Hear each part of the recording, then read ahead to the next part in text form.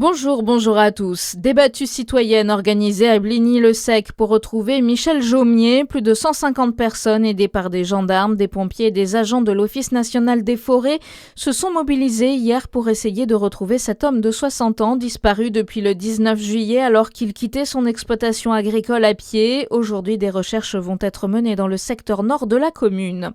La préfecture de Gironde ordonne l'évacuation des premiers villages de la presqu'île du Cap-Ferré. L'incendie est toujours hors de contrôle sur le nord du bassin d'Arcachon, où 4800 hectares ont été parcourus par les flammes. Plus de 20 000 personnes ont dû quitter leur logement.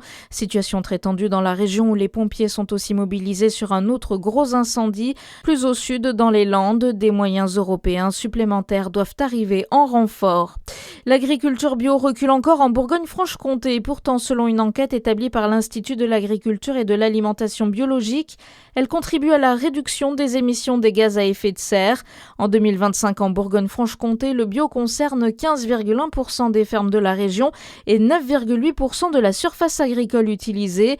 Mais dans notre région, l'agriculture biologique perd du terrain, Hugo Moutet-Joyeux. Oui, c'est la 3e année consécutive de baisse, un déclin qui se mesure à plusieurs niveaux. En 2025, il y avait dans la région 3561 fermes bio pour une surface utilisée de 235 835 hectares. C'est 41 fermes et 3428 hectares de moins par rapport à 2024. Concrètement, pour 210 nouveaux engagements en bio, il y a eu 252 arrêts.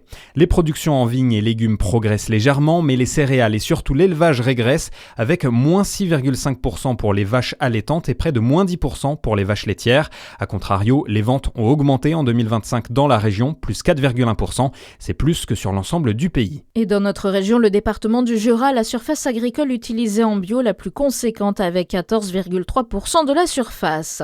Devenez bénévole au Centre communal d'action sociale de Saint-Claude. Le centre propose notamment des accompagnements sanitaires dédiés aux personnes de plus de 60 ans afin de leur permettre de se rendre sereinement à leurs rendez-vous médicaux sur Saint-Claude. Aucun engagement fixe n'est requis. Peut-être bientôt le D-Day pour les plages du débarquement. La Normandie espère enfin décrocher dans les prochains jours leur inscription au patrimoine mondial de l'UNESCO. L'agence onusienne va rendre sa décision d'ici lundi. Du monde pour la première journée de Chalon dans la rue. La 39e édition du festival a commencé hier. Jusqu'à dimanche, 146 compagnies vont présenter près de 700 représentations. Cette année, parmi les thèmes abordés, la montée des fascismes ou encore les violences. La rue s'empare de ces faits pour les interroger et informer les spectateurs. Le Bezac s'apprête à débuter sa préparation estivale. Plusieurs confrontations amicales sont au programme pour préparer au mieux le début de cette nouvelle saison de National 1, reprise de l'entraînement le 3 août. À suivre votre météo sur Fréquence Plus.